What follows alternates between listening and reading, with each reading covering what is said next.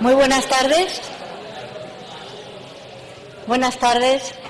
Unas brevísimas palabras de bienvenida y de introducción al acto que a continuación va a empezar, en el cual dos personas absolutamente extraordinarias, como Anne Gillot y Pierre Juliot-Curie, nos van a contar su interesante y vital experiencia en el campo de la investigación. Interesante y vital experiencia entendida como la dedicación de dos personas a lo largo de toda su vida, a las cuales, en primer lugar, tengo que expresarles mi agradecimiento y mi enorme satisfacción por estar hoy con nosotros esta tarde en la Biblioteca Nacional. Muchísimas gracias, Anne, muchísimas gracias, Pierre. Además, tengo que decir que es la primera vez que Anne Gillot va a dar una conferencia pública, va a hablar públicamente sobre EVE. O sea que gracias dobles por compartir este privilegio de primer acontecimiento. Este acto se organiza con motivo de la exposición Maria Sklodowska-Curie, una polaca en París, que se puede visitar en el Museo Nacional de Ciencias Naturales hasta el 7 de septiembre de 2014. Esta exposición, que ha sido comisariada por Belén Juste y Sonia Rivas Caballero, se la recomiendo muy vivamente porque muestra lo que ha sido la vida y la trayectoria de una persona absolutamente excepcional. Tengo que darle las gracias tanto a Sonia como a Belén, porque si no hubiera sido por ellas, por su empuje, por su ilusión, por la ilusión que no ha cejado, este proyecto nunca hubiera salido adelante. Han hecho de verdad un trabajo excepcional, así que muchísimas gracias. Dar las gracias también al CSIC, al Centro Superior de Investigaciones Científicas, cuya directora hoy nos acompaña, y por supuesto también a la Embajada francesa. Muchísimas gracias por estar hoy aquí con nosotros, su responsable de Cultura, por organizar esta actividad y por contar con la Biblioteca Nacional de España. Tanto Anne como Pierre han dedicado toda su vida a la investigación. Por razones familiares y afectivas han tenido una relación muy directa de lo que ha sido la investigación científica en un periodo muy largo, quizá en los últimos 80, 90 años de nuestra historia. Ellos nos van a contar su experiencia, no solamente como investigadores muy punteros, también su experiencia personal, su experiencia humana, muy interesante en este mundo apasionante y necesario como es el mundo de la investigación, en el que hay que no olvidarse nunca que la superación, el esfuerzo y sobre todo el creer en un ideal ha valido la pena. Así que gracias por acompañarnos, gracias por ese ejemplo de superación, por las historias que nos van a contar, que estoy segura que su experiencia nos va a servir a todos, no solamente de aprendizaje, sino también de ayuda. Así que gracias por acompañarnos, que disfruten esta tarde.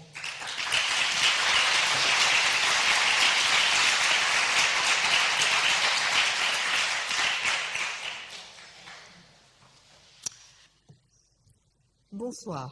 Buenas tardes.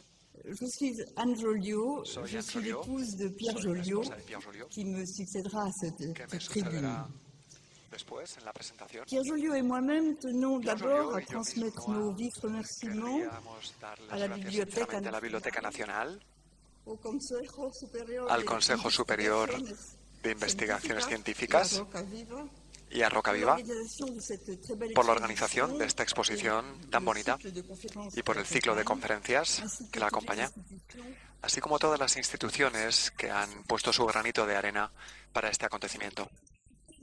Querría añadir un agradecimiento personal a mis amigas Belén Juste y Sonia Rivas Caballero, que me pidieron recordar por primera vez a Eve Curie.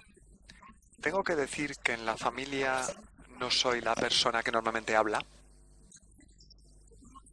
Además, para mí es un mensaje cargado de emoción personal, lo que no me facilita la tarea.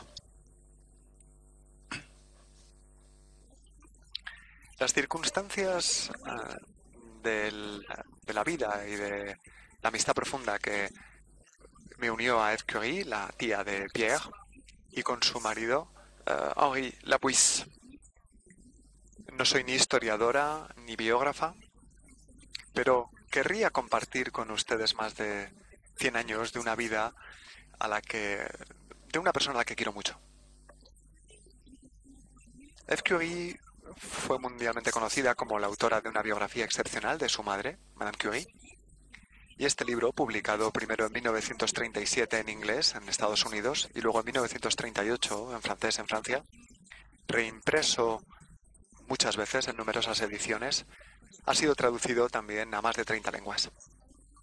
Es una obra notable por diversas razones. Primordialmente, por haber transmitido un mensaje determinante a muchos jóvenes, sobre todo chicas jóvenes, que se preguntaban sobre su futuro. Para mí, Eve representa también eso, por supuesto, pero mucho más. Su vida, su carácter, sus ambiciones, sus elecciones, muestran que en todo momento de su vida se expresó en ámbitos muy diferentes de los trazados por su ilustre familia, dando muestra de independencia, sin duda, pero también de originalidad y de libertad.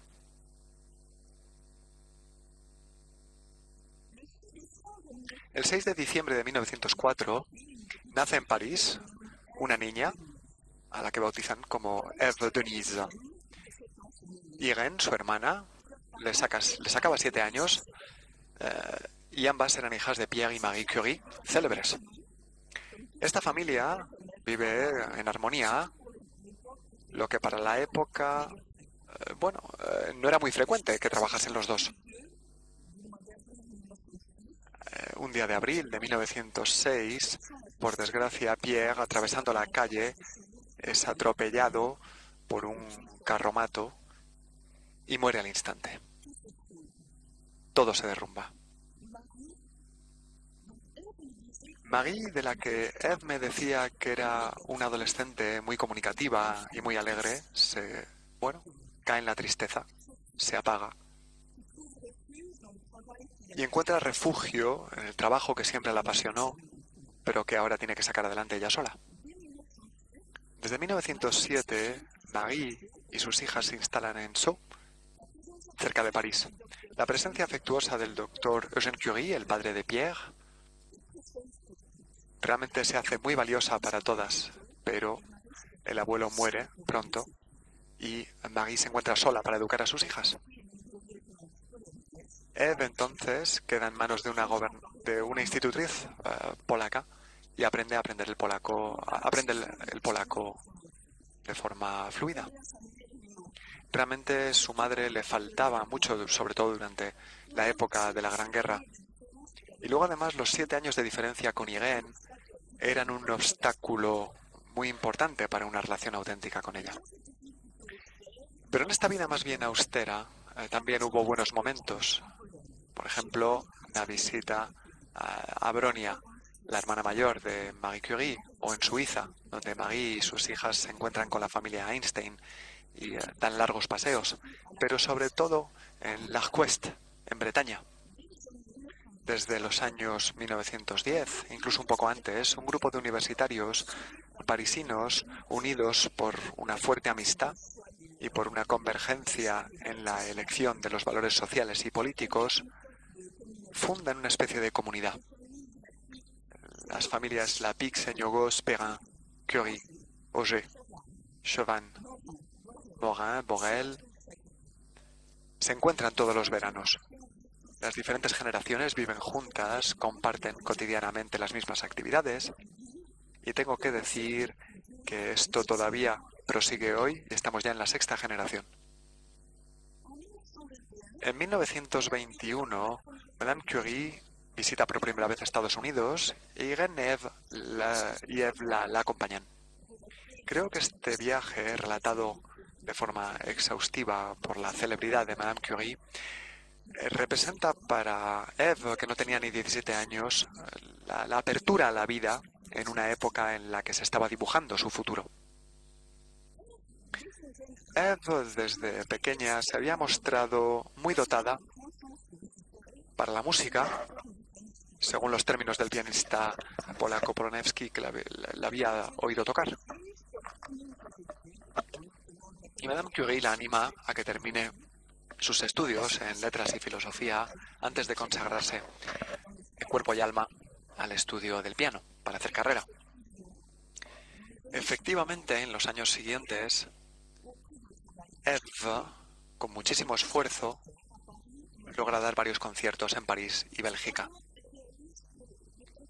Se da cuenta de que el tiempo perdido nunca vuelve y renuncia a una gira de conciertos en Estados Unidos, mostrando así un rasgo dominante de su personalidad, una exigencia que siempre me llamó la atención con ella misma, también respecto de los demás.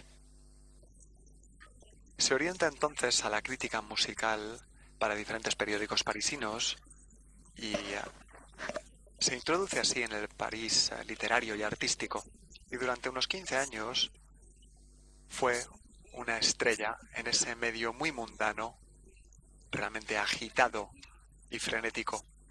Madame Curie se veía desconcertada en lo que se había convertido la joven Eva, en un entorno tan alejado de lo que ella había conocido.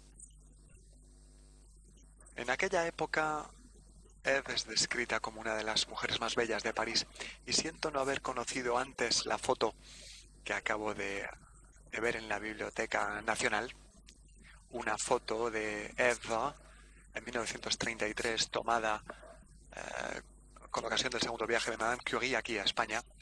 Por supuesto, habría añadido esa foto si la hubiese conocido antes. En aquella época, el pintor Derain hace su retrato. Horst, que era un gran fotógrafo, la retrata también en fotografía. Francis Poulenc le dedica un fragmento de música para piano y voz sobre un poema de Max Jacob. Eve, además, se dedica a escribir, traduciendo y adaptando una obra de teatro americano, 145 Wall Street, que se podía ver en París en 1932 con gran éxito. Eve hablaba muy poco de esa época y siempre me quedé con la curiosidad de hacerle más preguntas. Pero, por ejemplo, de vez en cuando compartía algún detalle anecdótico. De hecho, es ella la que me dio este ejemplar de 145 Wall Street. También me hablaba de la indumentaria de los grandes modistos de París. Pero realmente solo caí sobre los homenajes de Poulenc y de Derain hace poco. Marie Curie muere y Eve entonces tiene que reorientar su vida. Había estado siempre al lado de su madre y en el periodo de 1935 a 1939, Eve, después de muchas dudas, se consagra a la escritura de su libro Madame Curie. En 1939 da una serie de conferencias en Estados Unidos basadas en el libro y en la historia de la familia Curie. Realmente tenía un arte magistral para comunicar, a lo que se añadía realmente mucho contacto con muchos medios, político, universitario, no solo científico, o sencillamente con las personas de todos los días, como decía a menudo. Entonces llega el periodo de la Segunda Guerra Mundial y el compromiso político y patriótico de Eve de 1940 a 46 muestra mucha valentía y capacidad de aventura. Sus actividades fueron tan densas que realmente no podría contarlas exhaustivamente. A principios de 1940, Eve, por segunda vez, recorre Estados Unidos dando conferencias, pero no ya sobre la familia Curie, sino en favor de la causa de las democracias en guerra. El Time le consagra su portada y el contraste entre estas dos fotos realmente siempre me hace sonreír. En junio de 1940, Eve se va a Londres a unirse al pequeño grupo de De Gaulle y publica entonces artículos, habla en la BBC, en francés para Francia, en inglés para Estados Unidos, donde parte en febrero de 1941 para una nueva serie de conferencias. el 10 de noviembre de 1941 al 23 de mayo de 1942. Eve Curie empieza a trabajar como corresponsal de guerra con el estatus de British Protected Person.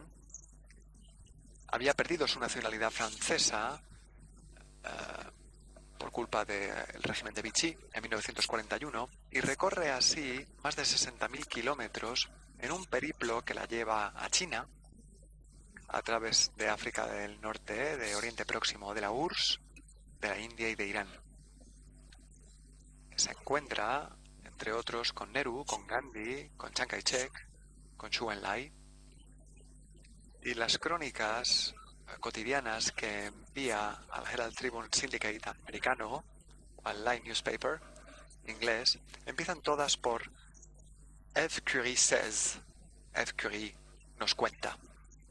Y Eve me decía muy a menudo hasta qué punto eso tenía importancia, porque quería decir que realmente era la expresión de lo que ella pensaba, de lo que había visto, de lo que había vivido. Y para ella eso tenía una gran relevancia. En 1943, Eve reúne sus crónicas en un libro, Journey Among Warriors, Viaje entre guerreros. Y cuando me regaló este libro en 1992, probablemente lo había releído incluso, y me dijo, ¿sabes? En definitiva, realmente estoy orgullosa de lo que he hecho en esta misión. Mayo de 1943. Nos encontramos a Eve en Londres, donde entra en el cuerpo de voluntarias francesas. Sale la primera, acaba siendo la primera del curso de oficiales de enlace, y gracias a ello, o a causa de ello, el general Delattre de la Cigny le pide para que acompañe al primer ejército a Argel, mientras que ella quería desembarcar en Normandía.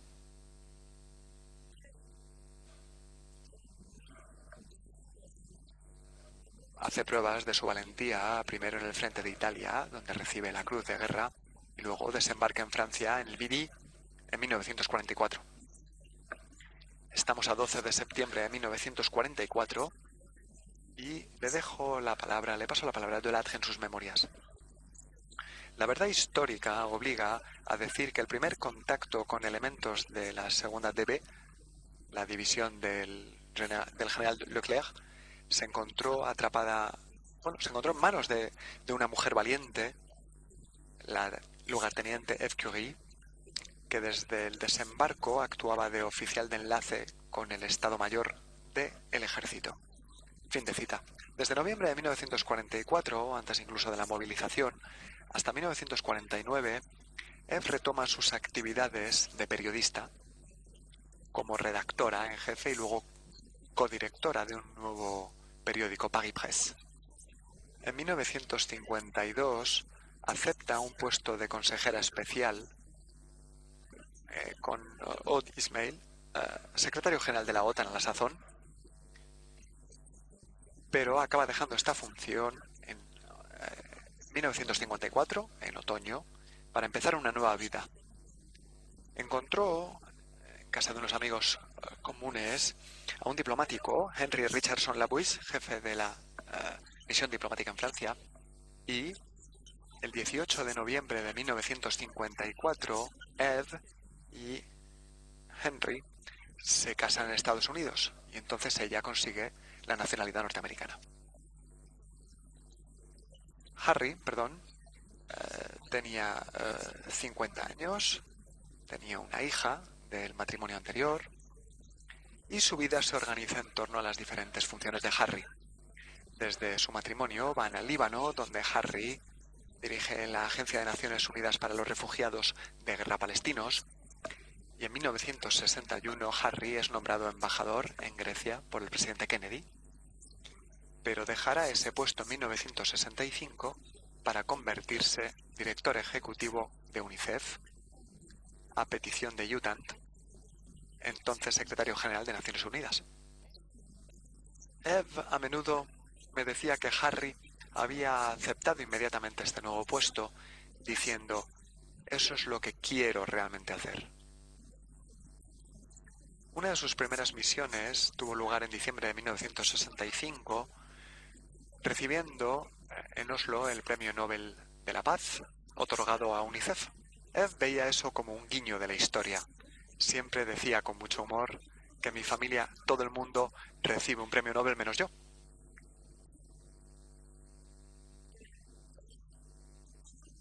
Eve, a lo largo de su vida común, era la compañera perfecta para Harry. Realmente había una reciprocidad auténtica. Compartían la misma escala de valores y, de hecho, Eve, bajo la influencia e incluso el estímulo de Harry, se hizo miembro del Partido Demócrata. Y sus opiniones políticas, siempre expresadas con mucha vehemencia, a veces se hacían radicales. Pero ya fuese como mujer del embajador o como primera dama del UNICEF, acompañaba a Harry siempre que era posible. En misiones sobre el terreno, a veces peligrosas, o en encuentros más oficiales, o en momentos de relajación raros pero valiosos en su intensa vida. De su estancia en Grecia, Eve y Harry guardaron mucha relación con muchos amigos americanos y griegos, especialmente en torno a la American Farm School, escuela griega abierta a los chicos y chicas que se querían consagrar a los oficios de la agricultura. Así, a partir de los años 70, tuvimos la gran suerte de verles casi cada año a su vuelta de Grecia en Estados Unidos cuando paraban en París. Y más o menos en aquella época fue cuando realmente les conocí de verdad, aunque nuestras familias evidentemente estaban ligadas desde tiempo antes. Eve y Harry me invitaron a ir a verles a Nueva York con regularidad, y esas estancias más o menos cada año y medio se hicieron luego anuales, después de la muerte de Harry en 1987, y luego 2, 3 o incluso 4 veces al año, hasta el 22 de octubre de 2007, cuando Eve se apagó en Nueva York con más de 100 años. En los minutos restantes me gustaría contarles cómo era una jornada con Eve. Hasta 1979, Harry fue director de la UNICEF. Hacia las 8 de la mañana, Harry, Eve y yo nos encontrábamos en torno a la mesa para desayunar. Harry, de traje y corbata, preparado para irse a trabajar. Eve, vestida con un largo caftán, con su agenda y con el New York Times, que siempre encontraba delante de su puerta a las 6:30 de la mañana. Eve ya se había duchado, había hecho 20 minutos de gimnasia todas las mañanas y ya estaba maquillada. La conversación se entablaba con Harry sobre la organización de la jornada respectiva, juntos o por separado. Y luego Eve abría el periódico y, para mi gran estupor, empezaba a comentar los artículos del día, subrayaba, anotaba en azul o en rojo según su importancia, para que Harry pudiese informarse antes de su jornada laboral. Realmente todo se abordaba. La política, los editoriales, las manifestaciones artísticas, concierto, exposición. Y me di cuenta hasta qué punto Eve era para Harry una especie de consejera especial. Y siempre admiré esa mezcla de respeto mutuo, de complicidad y de independencia a la vez, tan características de su relación. A las 8:40 Harry se levantaba y decía siempre: me voy a la oficina, que estaba como unas 20 manzanas en el East River. Entonces nosotras nos instalábamos en el salón y empezaba nuestra jornada. Una buena parte de la mañana la ocupábamos charlando a mandíbula batiente, sin ningún formalismo. Hablábamos de nuestras familias, americana y francesa, de lo que ocurría en la política, en el mundo y en nuestros países, por supuesto, de nuestros proyectos a corto plazo o a largo plazo. Y Eve a menudo tenía opiniones, como decía antes, vehementes, que defendía con convicción. Hacia las 10:30 llegaba el correo. Eve se sentaba entonces a su mesa para leer, clasificar y responder el correo recibido. Después de haberme rogado con un tono realmente, bueno, que no dejaba ningún lugar a dudas, para convencerme que desapareciese o que fuese a darme un paseo. Luego, a la 1 en punto, comíamos y por la tarde nos dábamos un paseo por la ciudad, siempre cultural, a veces un paseo, a veces íbamos de compras, y a Eve realmente le encantaba caminar, con un paso enérgico, y siempre terminábamos en Central Park. Y realmente hubo que esperar muchos años antes de que aceptase darme el brazo para pasear. Eve había guardado de su educación una auténtica veneración por el ejercicio físico en cualquier forma, sobre todo por la natación. Era una excelente nadadora en resistencia y en estilo, y a lo largo de su vida nunca perdió una oportunidad de practicar ese deporte. Y yo creo que una parte de la amistad que nos unió a Eve, a Harry y a mí venía de esa pasión común por la natación. ¿Cuántas veces escuché a Eve decir, cuando salíamos del agua, después de un baño, una nunca se arrepiente de un baño? Esa reflexión venía de su adolescencia, cuando siempre había un baño en la orquesta.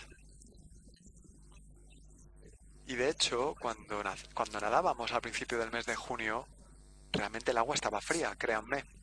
Y Eve salía del agua y me decía, nunca se arrepiente una de un baño. Y algunos segundos después añadía, pero el agua está tan fría que una tiene la impresión de nadar con las piernas de otro. Reflexión sorprendente, pero tan ilustrativa de lo que sentíamos, y realmente siempre me acuerdo cada vez que tomo el primer baño. Muchas veces me invitó Eve a pasar una semana en diferentes lugares donde podíamos nadar y practicar otras actividades deportivas. De hecho, y con esto querría concluir, a lo largo de estas estancias fue cuando descubrí quién era la verdadera Eve, que pocas personas conocieron, creo. Por la tarde, después de la cena, entrábamos en nuestras habitaciones totalmente molidas por una jornada de intenso ejercicio físico. Sesión de gimnasia, caminata, natación. Y entonces iba a la habitación de Eve y compartíamos una naranja, charlando, a veces hasta muy tarde, sobre todo y sobre nada, con grandes risotadas de colegialas. Eve entonces se hacía una persona alegre, divertida, relajada, liberada de toda limitación de representación. Ya no era necesario mantener propuestas intelectuales o maduras o reflexivas, ya no había que interpretar un papel. Es el recuerdo que me es más querido de Eve, y es en esos momentos en los que era la mujer libre a la que siempre quise. Querría dejarles con esta foto de Eve, que me gusta especialmente, y muchas gracias por su atención.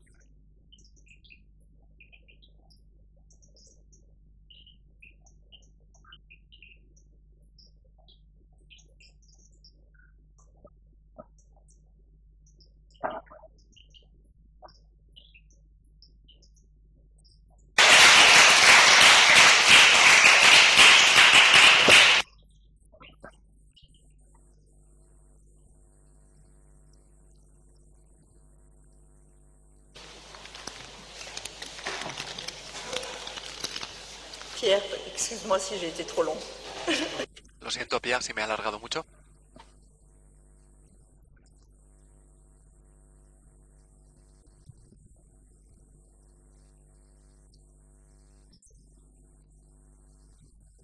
Buenas tardes. Primero me gustaría dar las gracias otra vez. Agradecimientos que ya han sido transmitidos por mi mujer. Y querría dar las gracias especialmente a la Biblioteca Nacional y a su directora por acogernos en estas instalaciones magníficas. Como creo que ya lo saben, nací en una familia de científicos un poco particular que consagró, su vida, tanto mis padres como mis abuelos, a la investigación y en concreto a la investigación sobre la radiactividad. Todos recibieron un premio Nobel y cuando de joven decidí dedicarme a una carrera científica, esto podía representar para mí un lastre considerable y de hecho es una pregunta que me plantean a menudo.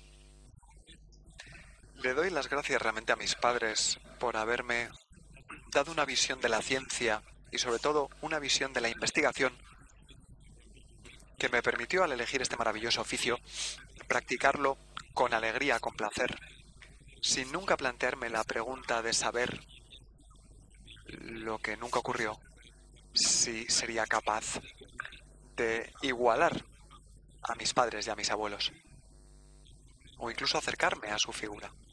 Es algo que nunca me planteé y que eso me ha permitido ser feliz durante toda mi vida científica. Esta visión de la investigación que voy a intentar compartir con ustedes hoy se acercaba sin duda mucho a la visión de la investigación que Pierre y Marie Curie transmitieron a su hija Irène, mi madre,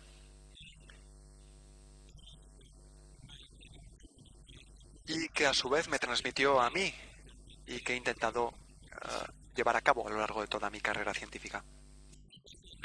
Si intento resumir esa visión de la ciencia y de la investigación, el primer punto es la convicción de mis padres y de mis abuelos de que el conocimiento científico, el conocimiento en general y el progreso tecnológico eran una condición necesaria para el bienestar de la humanidad. Por supuesto, no se engañaban, sabían y pelearon toda su vida para evitar o intentar evitar que la ciencia fuese utilizada de una forma negativa, pero tenían esa confianza profunda en el futuro y en la importancia de la ciencia para el futuro de la humanidad. El punto tal vez más importante para mí era la visión de la investigación que me fue transmitida. La investigación la practicaron estas dos parejas de investigadores prestigiosos, siempre con mucha alegría. Y de hecho Marie Curie decía que era una de las últimas aventuras que se abrían ante el ser humano. Mi padre siempre me decía, y esto evidentemente como joven o como adolescente me chocaba mucho, que la investigación era un juego extraordinario, un juego de preguntas y respuestas, donde planteábamos preguntas a la naturaleza a través de experimentos e intentábamos elaborar interpretaciones para intentar comprender lo que veíamos. Y ese juego de ping-pong, era un juego apasionante que nunca se termina y tengo la suerte extraordinaria de poder proseguir hoy.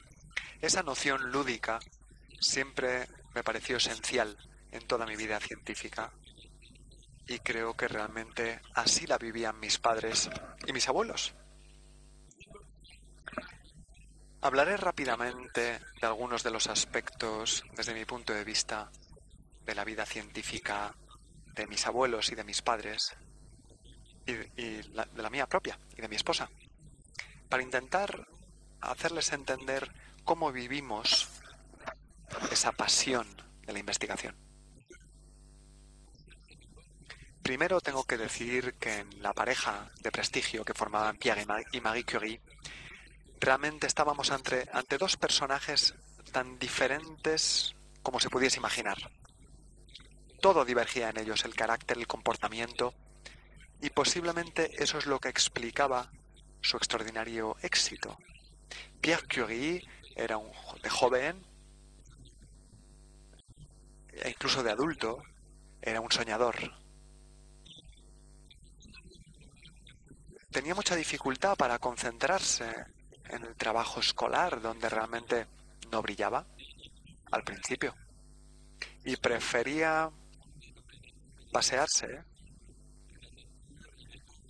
Le encantaba la naturaleza, apreciaba mucho más la naturaleza que los pupitres del colegio.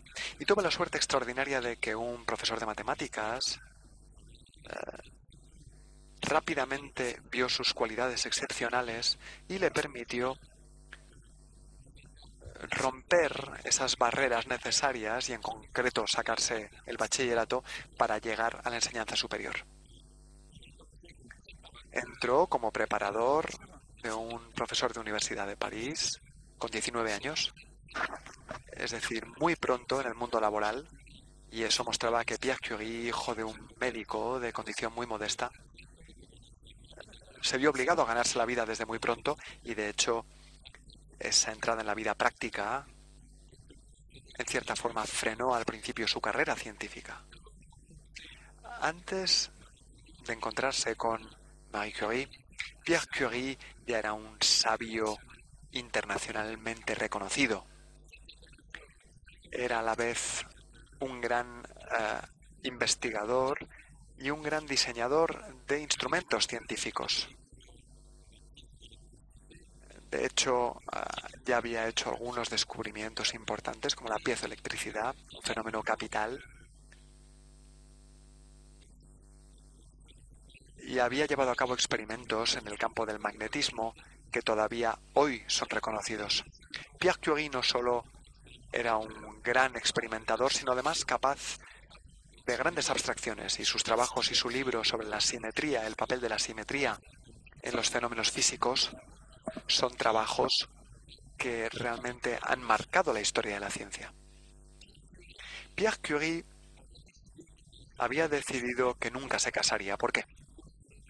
Porque consideraba que ninguna mujer soportaría nunca la pasión absoluta que él tenía por la ciencia. Por lo tanto, bueno, había hecho ese voto de celibato desde el principio.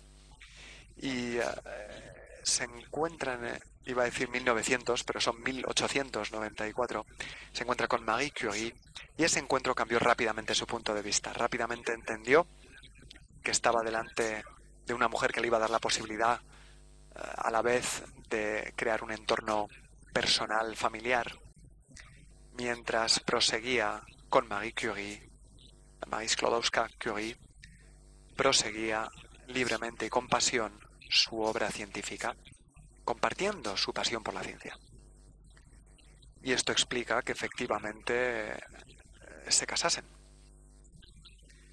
Si ahora nos interesamos por Marie Curie, vemos que es un personaje totalmente diferente, dotada de una voluntad férrea, y realmente hacía falta una voluntad de ese calibre para que una chica joven nacida en Polonia, donde la educación de las mujeres casi estaba prohibida, llegase a hacer realidad su sueño después de algunos años de hacer sus estudios superiores en Francia. Realmente eso mostraba una energía y una valentía absolutamente excepcionales.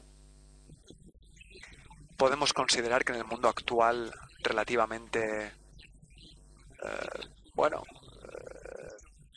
realmente sin ningún tipo de piedad, no habría podido emerger nunca, pero creo sinceramente que Marie Curie habría podido sacar la cabeza en cualquier entorno, fuese cual fuese, vista su valentía y su eficacia, de las que hizo prueba durante toda su vida. Y es esa pareja la que podemos considerar como tan divergente, la que representa hoy la pareja científica más célebre de la historia de la ciencia. ¿Cómo pudo estar tan unida esa pareja? Bien, compartían la misma idea del papel social de la ciencia, ese mismo entusiasmo por el progreso del conocimiento y de las tecnologías.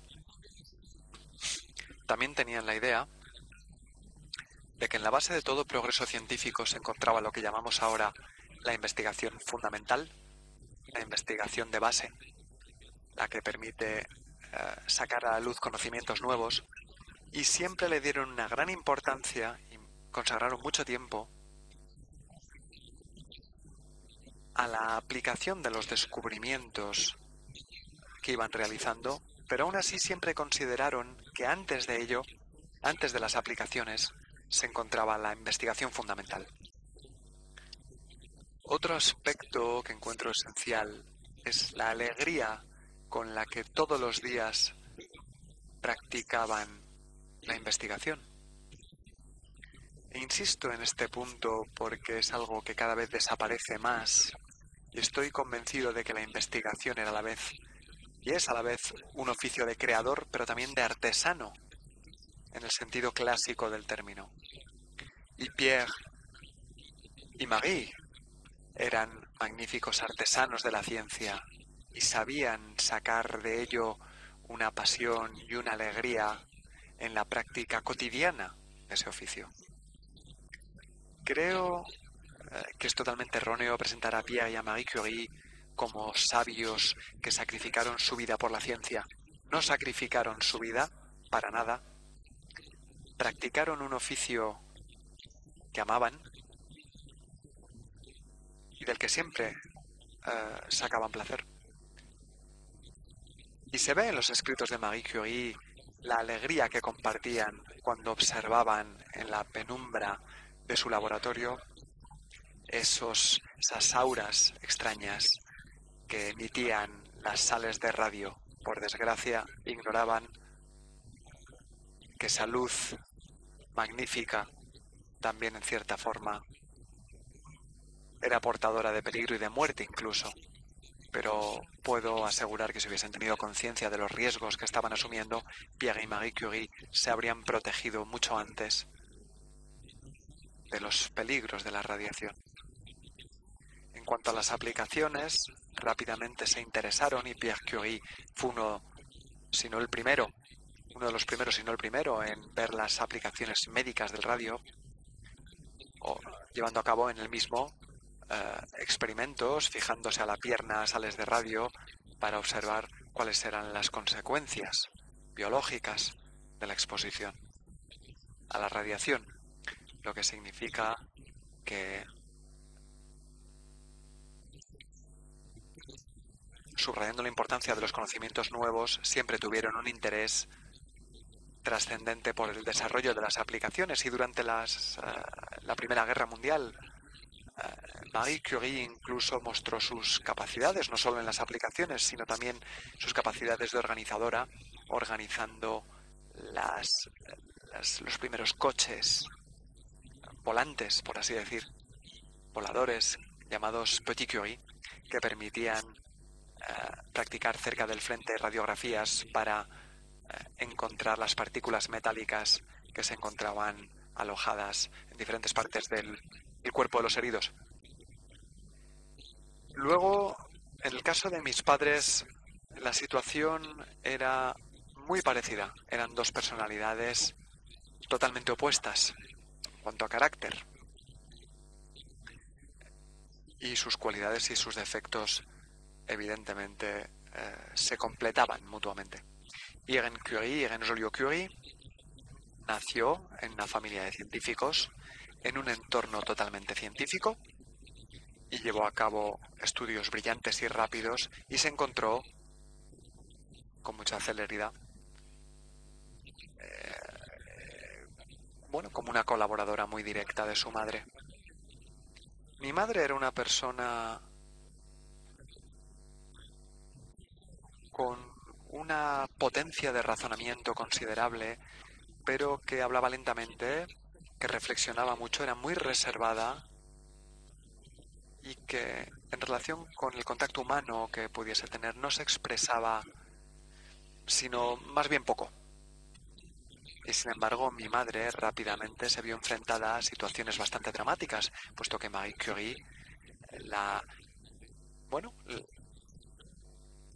puso a su lado como enfermera y la llevó al frente para servir de ayudante en esos famosos coches radiológicos que había desarrollado Marie Curie para ir al frente. Por lo tanto, estamos ante un carácter que en el plano psicológico posiblemente se acercaba más al de Pierre Curie. Mi padre, al contrario, nació en una familia de pequeña burguesía, totalmente alejado de la ciencia. Su padre era un personaje, mi abuelo paterno era un personaje muy extraño, que consagró lo esencial de su vida a la pesca, a la caza, que probablemente, creo, era uno de los mejores cazadores, uno de los mejores instrumentistas, y de hecho componía para el grupo de caza, y carecía de toda preocupación científica. Mi padre fue un estudiante, bueno, más bien mediocre, sobre todo preocupado del deporte y en concreto por el fútbol, y siempre me mostraba con mucho orgullo un pequeño artículo de periódico donde contaban cómo un equipo de Francia amateur iba a Inglaterra y había un delantero especialmente prometedor que era Frédéric Joliot. Estaba muy orgulloso de esa mención periodística. Por desgracia o por suerte, al final de sus estudios, mi padre cayó enfermo, tifus, y tuvo que parar el deporte, lo que le hizo acercarse tal vez a otros intereses, en concreto los estudios, y en ese momento decidió hacerse ingeniero y entró en la Escuela de Física y Química dirigida por Paul Langevin. Paul Langevin era uno de los grandes físicos franceses de la época y Paul Langevin, de hecho, en cierta forma, se convirtió en el mentor espiritual de mi padre y al mismo tiempo uno de sus grandes amigos. Y Paul Langevin, de hecho, convenció a mi padre, que terminó muy brillante, el primero de la Escuela de Física y Química, que tenía que consagrarse a la investigación y le propuso convertirse en asistente de Marie Curie. Mi padre, por lo tanto, empezó a trabajar con una de las investigadoras más cualificadas del laboratorio, que era mi madre, y creo que el primer contacto entre mi padre y mi madre fueron bastante difíciles. Mi padre era un hombre muy guapo, un seductor, y que de hecho seducía con mucha facilidad, que hablaba muy rápido, al contrario que mi madre, y que era extremadamente brillante y rápido. Y mi madre lo acogió más bien con cajas destempladas y dándole algunas instrucciones inmediatamente. Y si recuerdo bien, las primeras observaciones de mi padre al salir del laboratorio fueron: no me quedaré una semana en este laboratorio porque la hija de la jefa es odiosa.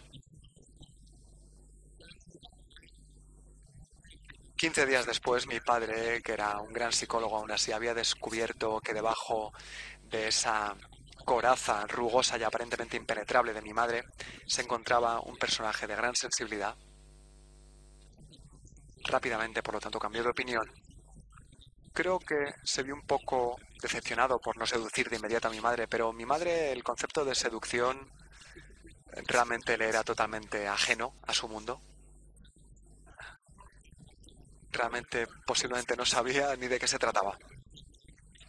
Esto explica hasta qué punto estos dos personajes realmente divergían totalmente y era muy improbable que se asociasen. Y aún así formaron una pareja extraordinaria, cuyo éxito científico fue también muy notable.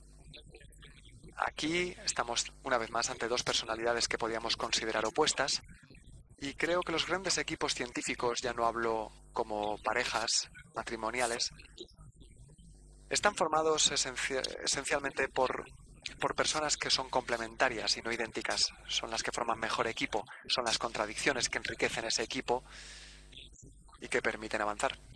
Y creo que mis padres lograron tener una vida personal extremadamente feliz, independientemente de la ciencia.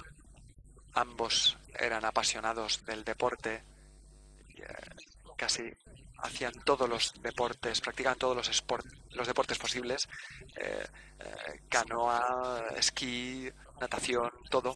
Y respecto a los jóvenes científicos de hoy, creo que casi diría con pena que el número de días de vacaciones por año en aquella época correspondía con una productividad científica extraordinaria. realmente se compartían su vida entre una pasión por el deporte y por la ciencia, y pasión que supieron comunicar a sus hijos, Hélène, mi hermana y a mí mismo. Ya he descrito la visión de la ciencia que podría tener mi madre y me voy a permitir ahora mencionar un poco mi propia carrera científica. Cuando de joven decidí hacerme científico, para ser honrado, tengo que decir que siempre fui un alumno más bien mediocre, realmente mediocre, esencialmente debido a una pereza impresionante que me llevaba a trabajar lo mínimo posible para no repetir. Y esto sorprende a muchas personas. Mis padres nunca ejercieron presión sobre mí. Bueno, me hacían observaciones cariñosas diciéndome que tendría que trabajar un poquito más, pero nunca iba a más. La crítica nunca iba a más, mientras que mi hermana era la primera en todo, incluso en gimnasia. Y pude vivir perfectamente feliz como niño, sin presión, por parte de mis padres. Y por desgracia eran mis profesores los que me recordaban que, vistos mis orígenes prestigiosos, mi nivel escolar no era aceptable. Y nunca recibí observaciones de ese tipo por parte de mis padres. Y eso me permitió, una vez más, tener una juventud feliz. Cuando elegí la ciencia, realmente no la elegí por pasión, sino más bien porque en el medio en el que vivía finalmente era el futuro que se esperaba de mí. Así que me hice científico y como joven estudiante en la facultad empecé a plantearme problemas. Y lo primero es que me di cuenta de que la visión que me habían transmitido mis padres realmente era demasiado optimista. Esa noción lúdica me la creía a mitad. Y al mismo tiempo me temía que mi éxito científico no se iba a acercar al de mis padres y eso me perturbaba profundamente. En aquella época incluso personas de mi nivel podían entrar en la investigación, lo que fue mi caso. Y después de algunos días en un laboratorio, lo primero que descubrí es que la visión de la investigación que me habían transmitido mis padres era totalmente cierta. Tuve la certeza de que efectivamente iba a hacer un oficio que me iba a apasionar y que me iba a divertir incluso. Y estos conceptos que todavía llevo conmigo en el laboratorio desaparecen rápidamente porque pasar la vida jugando, incluso un perezoso como yo es capaz de ese sacrificio. Por lo tanto, mi segunda suerte fue casarme con Anne Joliot, sentada aquí a mi lado, y poder con ella formar de nuevo una pareja de investigadores. Tengo que decir, y es cierto para Anne y para mí, que el placer que hemos sentido cotidianamente practicando la investigación explica que el peso del éxito de mis padres y de mis abuelos nunca me lastraron en mi vida.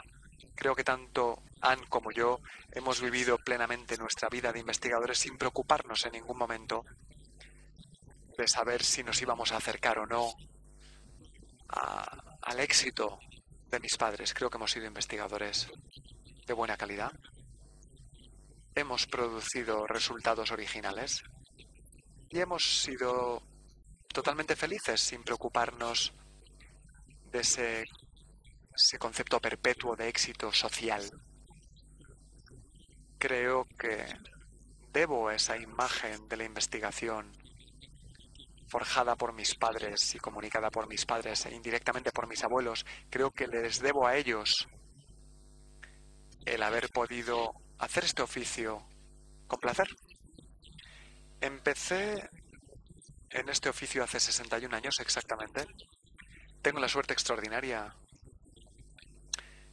desde que me he jubilado, de poder seguir jugando como un niño, como jugaba con mi tren eléctrico cuando tenía 10 o 12 años.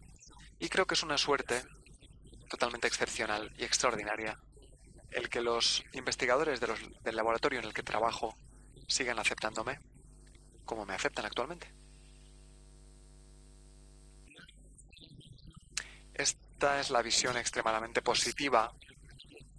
El único pero, el lado negativo de mi vida científica, creo que fue compartido también por mis padres y mis abuelos, es que junto al placer de la investigación está todo el trabajo, diría, administrativo considerable, más todavía según se va aumentando en los grados de responsabilidad, que durante mi carrera me han alejado mucho de la investigación y por eso pude reencontrar mi juventud con 70 años, cuando por fin volví a ser un investigador a tiempo completo manipulando con mis manos aparatos, que es lo que me apasiona.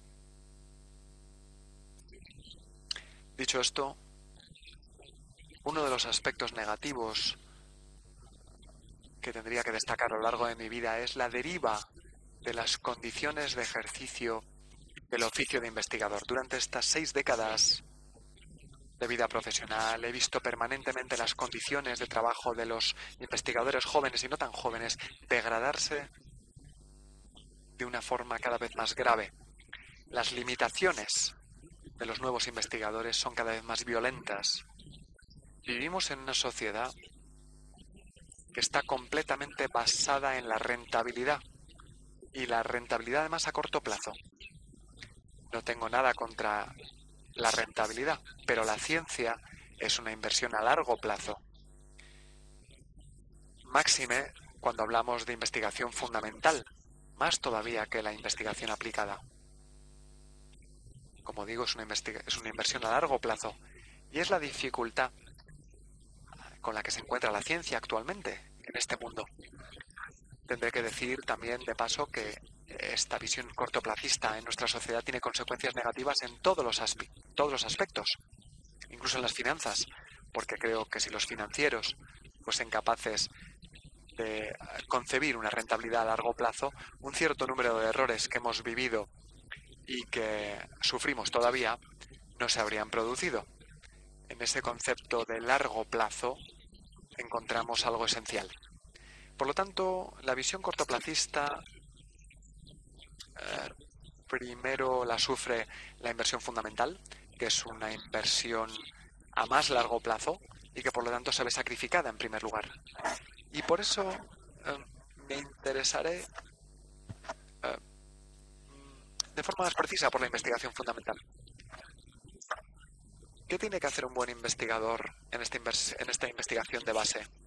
Saber que no sabe lo que busca, saber que no sabe lo que va a encontrar, y menos todavía para qué va a servir lo que va a encontrar. Lo que quiero decir es que la investigación fundamental es imposible de programar porque no se puede programar lo que no se conoce. Toda tentativa de programación de la investigación es una imagen del pasado, porque cuando se programa uno se basa en lo que se conoce y no en lo que no se conoce. Por lo tanto, hay un peligro de base en esa programación de la investigación. Sin embargo, algo que no es programable es un concepto insoportable para los políticos y para los que toman las decisiones en la ciencia. Pueden dar dinero, aunque ya no, ni siquiera, pero durante tiempo, daban fondos para la ciencia, pero querían que se les explicase por qué. Y por desgracia, un buen investigador en investigación fundamental tiene que tener el coraje de decir, no lo sé, ¿para qué va a servir? No sé a qué va a servir esta investigación que estoy llevando a cabo. Ese problema de la programación en la investigación se aplica a sí mismo a la propia programación.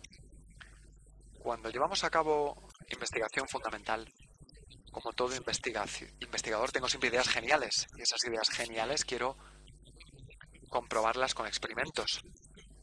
Y resulta que cuando llevo a cabo estos experimentos, en la mayor parte de los casos, los hechos experimentales no confirman mis geniales intuiciones. La primera reacción es forzar el destino y no ver la realidad que se opone a su propia programación. Sin embargo, incluso cuando uno tiene ideas erróneas, si el experimento es correcto, ese experimento va a mostrar hechos inesperados que a veces van a parecer absurdos.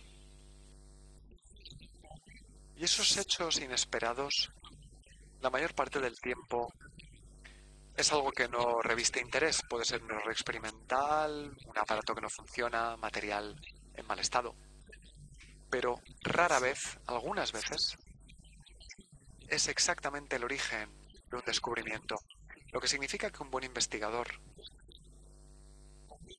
debe ser capaz de abandonar sus ideas preconcebidas para saltar y atrapar cualquier ocasión que se abra ante él, aunque haya que cambiar todo el programa de investigación. Y eso incluso para alguien con mis propias convicciones es algo extremadamente difícil. Por lo tanto, esa aptitud para interesarse por fenómenos inesperados, por desgracia, requiere mucho tiempo. La mayor parte del tiempo es tiempo perdido, porque nos daremos cuenta de que ese fenómeno no tiene ningún interés. Siempre cito una frase de uno de mis amigos, que ha colaborado mucho con Anne y conmigo, y es que cuando uno se encuentra un hecho inesperado, él dice: cuidado, nunca estamos protegidos de un descubrimiento. Siempre puede ocurrir lo peor, porque de hecho un descubrimiento siempre nos saca de la rutina.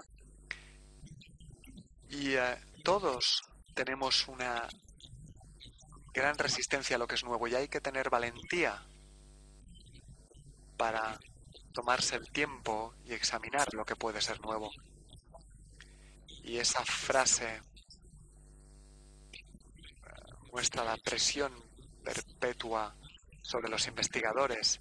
Y por desgracia los investigadores ya no tienen tiempo, porque tienen que producir lo más rápidamente posible resultados científicos. Tener el derecho de perder el tiempo me parece indispensable para poder practicar una investigación creativa. Es exactamente lo que ya no es posible en la organización de la investigación moderna. Frente a estas dificultades, los que toman las decisiones o los políticos tienen varias soluciones. La primera es, esta distinción entre investigación fundamental y aplicada no tiene sentido. Creo que es un error profundo, porque yo siempre he llevado a cabo mi investigación de base, y todos los éxitos en la investigación han estado ligados a esta aptitud para cambiar mi línea de investigación, para ser desordenado en cierta forma, para aprovechar las oportunidades. A menudo se dice que los grandes investigadores han tenido suerte. Todos los investigadores tienen suerte. Lo que pasa es que esa suerte hay que saber aprovecharla. Y es ahí donde se desmarcan los grandes investigadores. Y eso exige tiempo. Y es de lo que ya no disponen los nuevos y los viejos investigadores. Por lo tanto, creo que he llevado a cabo mi investigación fundamental con un enfoque totalmente opuesto a la investigación aplicada, por ejemplo, al desarrollar tecnologías nuevas de alto rendimiento, porque en cuanto estamos en la investigación aplicada, una programación externa o propia se hace a la vez aceptable y eficaz. Es lo que distingue para mí ambas investigaciones.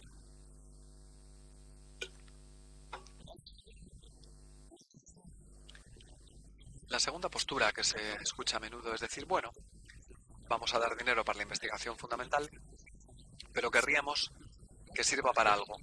Por lo tanto, vamos a orientarla. Y eso es básicamente la peor solución.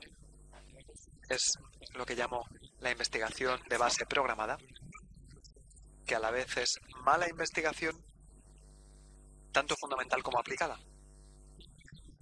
Voy a dar algunos ejemplos de esto.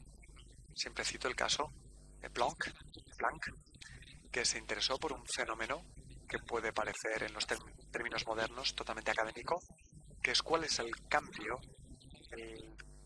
la luz emitida por un cuerpo en función de su temperatura.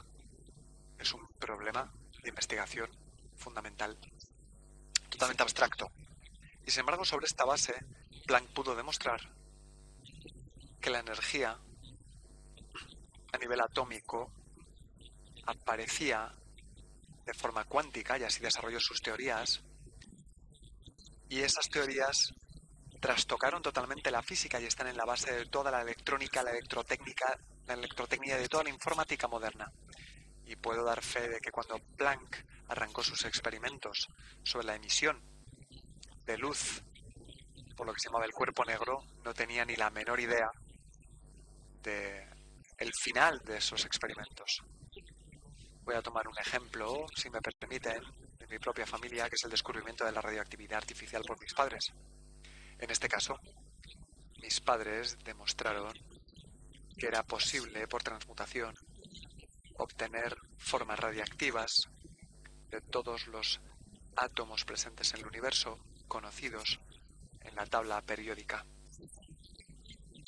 Esas formas radiactivas tienen las mismas propiedades que las formas no radiactivas, pero ofrecen una herramienta prodigiosa para seguir las moléculas que contienen esos átomos radioactivos, por ejemplo, en un ser humano, un ser vivo, o en otras situaciones, en otros ámbitos de la ciencia. Ese descubrimiento tuvo consecuencias prácticas considerables y podemos decir que el impulso extraordinario de la biología observado en la segunda mitad del siglo XX está ligado en gran parte al uso de los trazadores radioactivos, cuyo origen se sitúa en el descubrimiento de la radiactividad artificial por mis padres. Bien, mis padres me lo dijeron, así que puedo decir que cuando investigaban no tenían ni la menor idea de lo que iban a encontrar, y mucho menos sabían que el descubrimiento que iban a hacer iba a tener una utilidad cualquiera. En cuanto el descubrimiento se hizo, se dieron rápidamente cuenta de su interés. Efectivamente, contribuyeron firmemente al uso y a las aplicaciones, pero no puedo imaginar a alguien tomando una decisión en el ámbito de la ciencia diciendo que iba a subvencionar a la física nuclear para el desarrollo de la biología. Ninguna persona podría haber tenido esa idea. Por lo tanto, tenemos aquí un ejemplo del que el descubrimiento de la radiactividad no es un golpe de suerte de mis padres. Sin embargo, las aplicaciones excepcionales y muy rápidas, este descubrimiento fue suerte, pura y dura. No todos los descubrimientos tienen consecuencias tan considerables como el de la radiactividad artificial, pero la calidad de la investigación allí no tiene nada que ver. Un contraejemplo sería la actitud del presidente Nixon, que, se diga lo que se diga, no tenía solo defectos, y que después de la conquista de la Luna consideró que ese extraordinario éxito norteamericano había aportado pocas consecuencias positivas al conjunto de la humanidad. Por lo tanto, decidió, y es muy interesante, consagrar a la investigación contra el cáncer una cantidad igual o superior a la invertida en la conquista de la Luna. Pues bien, todos los balances de esa ingente cantidad de dinero invertida en la lucha contra el cáncer, pero en una línea precisa, estamos aquí para curar, para encontrar cómo curar el cáncer, ha demostrado ser totalmente ineficaz. No se trata de decir quiero curar el cáncer, quiero dar dinero para curar el cáncer.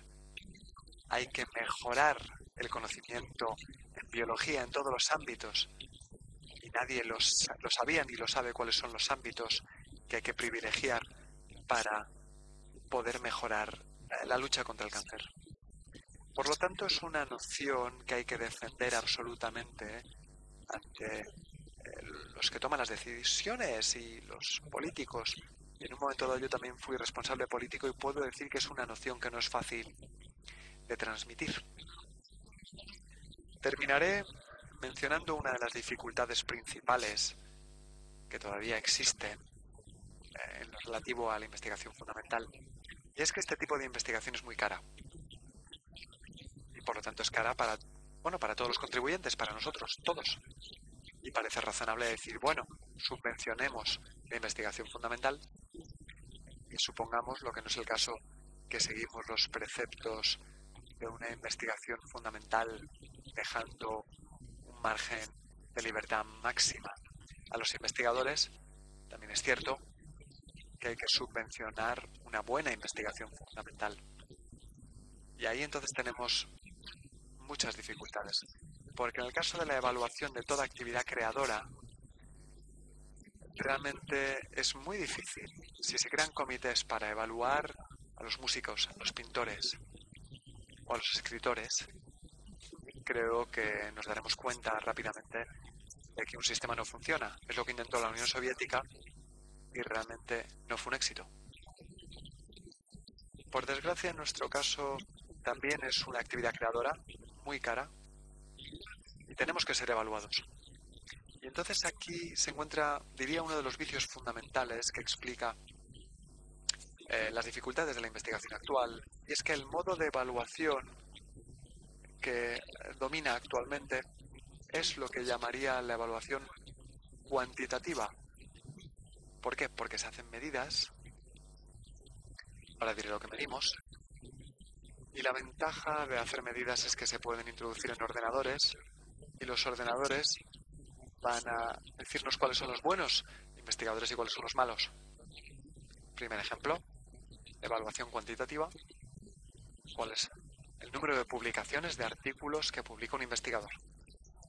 Por tanto, presión para los investigadores que tienen que publicar lo más posible. Resultado, se empuja a los investigadores a publicar de una forma prematura.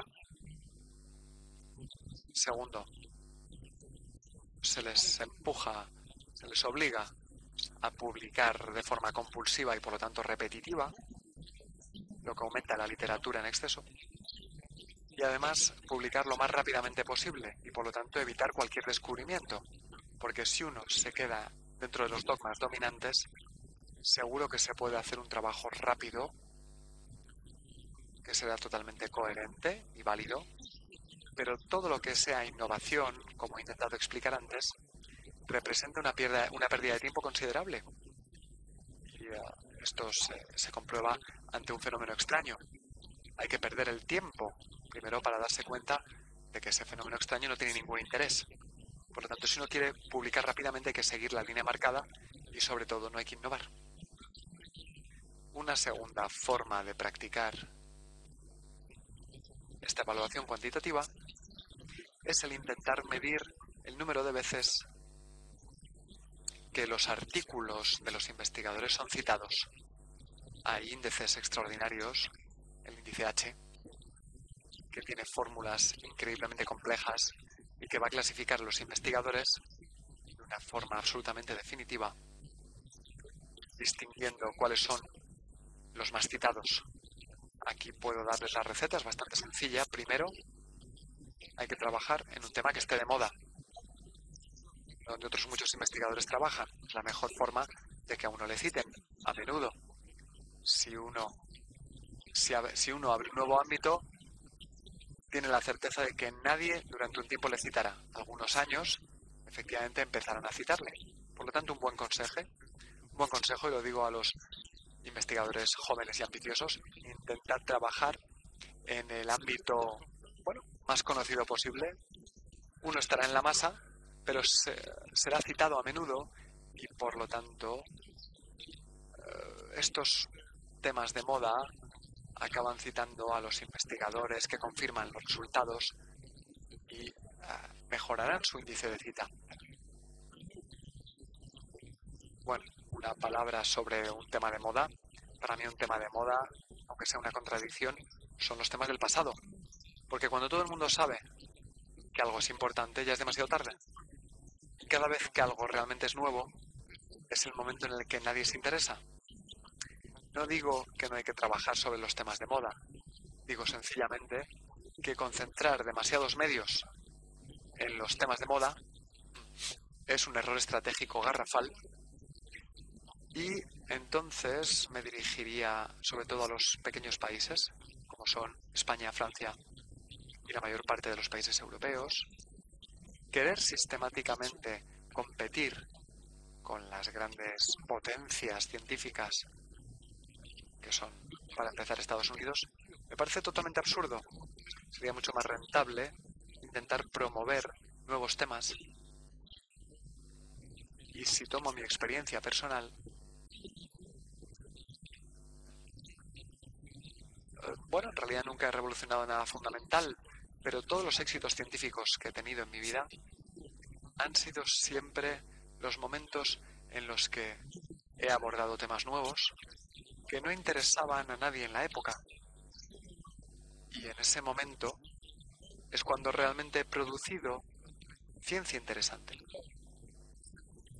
Y para hacer prueba de un espíritu de contradicción que chocará a la mayor parte de mis colegas, diré que finalmente este índice de cita es muy importante, porque he observado que cuando nadie citaba mis artículos, si hago un balance a posteriori, era el momento en el que hacía cosas interesantes, y cuando mis artículos empezaban a ser citados y había mucha gente que empezaba a trabajar en el tema, yo ya no tenía nada que decir.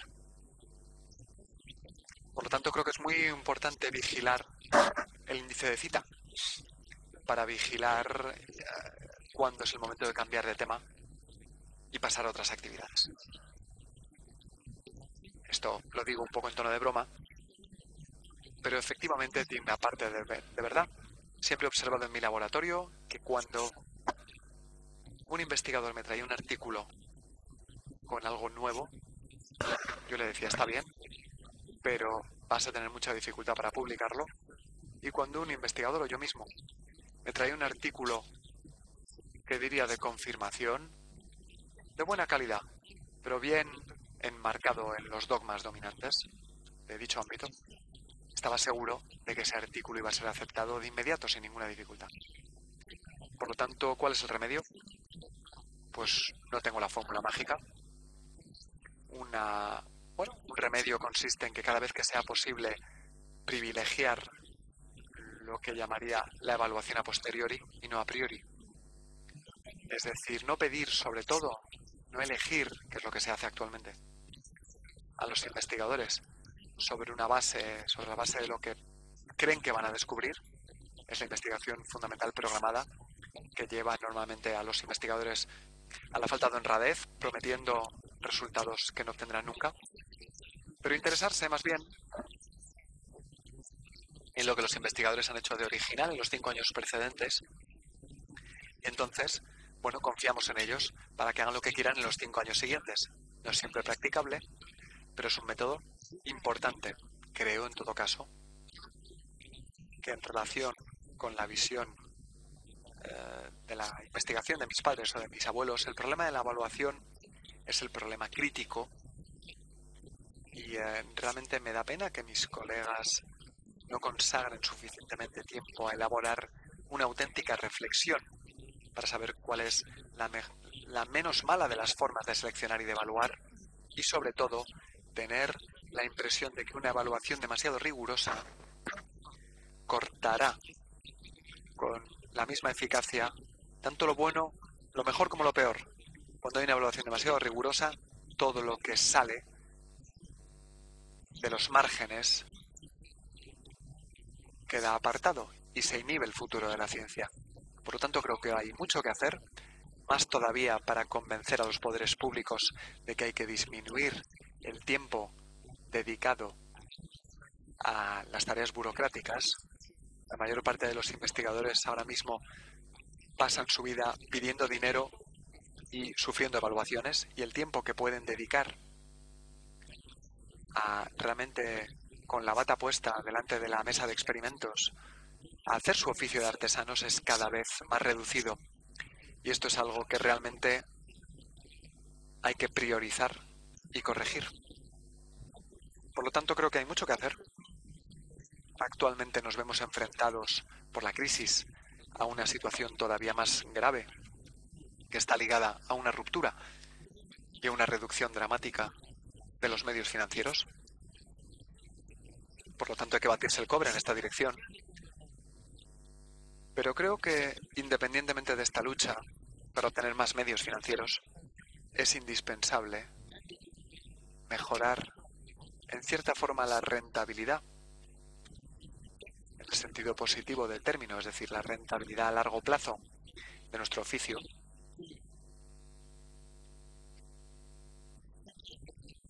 Y que finalmente esto equivale a volver, en cierta forma, a las líneas, a la visión de la investigación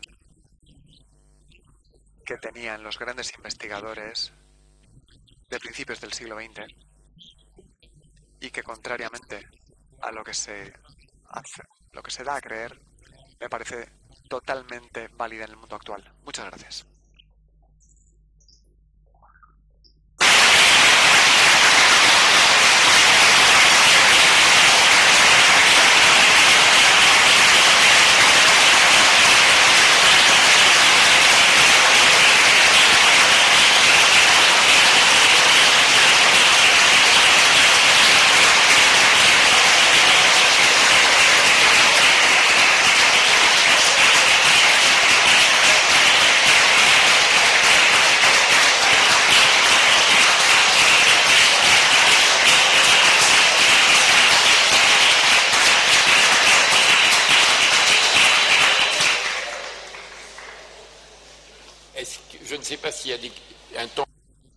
No sé si hay tiempo para las preguntas. ¿No?